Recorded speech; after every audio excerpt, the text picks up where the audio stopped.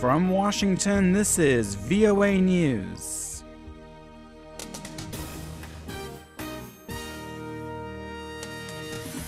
Ukraine's government says it won't meet with rebels whom it accuses of violating a new truce. And the WHO says dozens are dead in a previously hidden Ebola outbreak in West Africa. I'm Michael Lipin. The Ukrainian government has ruled out holding peace talks with Russian-backed separatists this week after accusing them of new attacks just one day after both sides observed a day of silence in their months-long conflict. The Ukrainian military said Wednesday the separatists had launched 12 attacks in the previous 24 hours.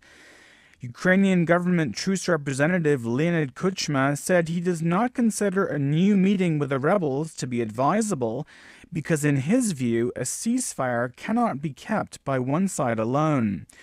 Kuchma said the pro-Russia separatists need to show that they actually want peace, not war, and have full control over their armed units. Talks on a wider resolution to the Ukrainian conflict had been expected to be held on Friday in Belarus.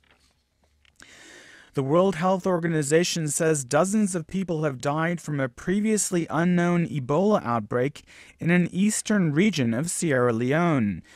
The WHO says investigators sent to the remote Kono district found a grim scene last week, with Ebola patients dying in a hospital unequipped to deal with the virus. It says medical teams buried 87 bodies there in 11 days. The dead included a nurse, an ambulance driver, and a janitor who had removed bodies from the hospital as they piled up. Just before the WHO statement was issued late Wednesday, the UN Health Agency said Sierra Leone accounts for the bulk of newly reported Ebola cases and deaths in West Africa. As of Tuesday, Sierra Leone's Kono district officially had 123 confirmed cases of Ebola. You're listening to VOA News. Former Polish President Aleksander Kwasniewski says Poland allowed the U.S. Central Intelligence Agency to run a secret prison on its territory after the 9/11 terrorist attacks. But in a Wednesday interview with a Warsaw radio station, Mr. Kwasniewski said he did not authorize harsh treatment or torture of suspected terrorists at the site when he was in office up to 2005. He also said that he urged then U.S. President George W. Bush to end all U.S. intelligence efforts at the secret prison more than 10 years ago, and that those activities eventually stopped. Mr. Kwasniewski made his remarks a day after a U.S. Senate report revealed that the CIA used extreme methods that it said amounted to torture to interrogate suspected terrorists in the years after the 2001 attacks on the United States. Two champions of children's rights have received the Nobel Peace Prize in Oslo, Norway: Malala Yousafzai of Pakistan and India's Kailash Satyarthi. VOA's Al Pessin has more.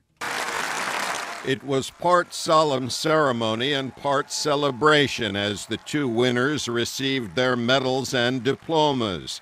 They'll also share the $1 million prize, which they say they will use in their work.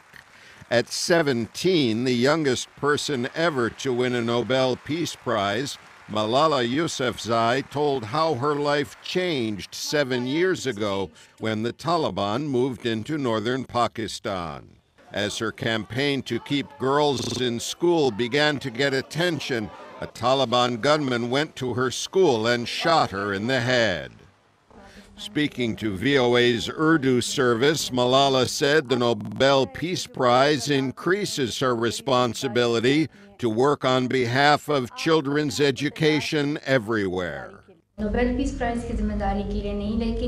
This Peace Prize conveys the very important message that Pakistanis want peace and support education.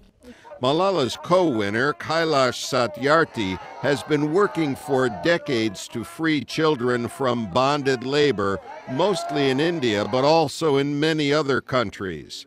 Al Pessin, VOA News, London. Russian President Vladimir Putin is in New Delhi for talks with Indian leaders aimed at expanding energy and defense ties between the longtime strategic partners. Mr. Putin is set to meet Indian Prime Minister Narendra Modi and President Pranab Mukherjee on Thursday, as well as opposition leader Sonia Gandhi. Russia is facing Western economic sanctions for its role in Ukraine's crisis, and analysts say the Putin mission is aimed at developing new energy markets to help offset the impact of those sanctions. Russian news reports say the talks in India will also focus on military cooperation, space exploration, and the construction of new nuclear plants. I'm Michael Lipin in Washington. That's the latest world news from VOA.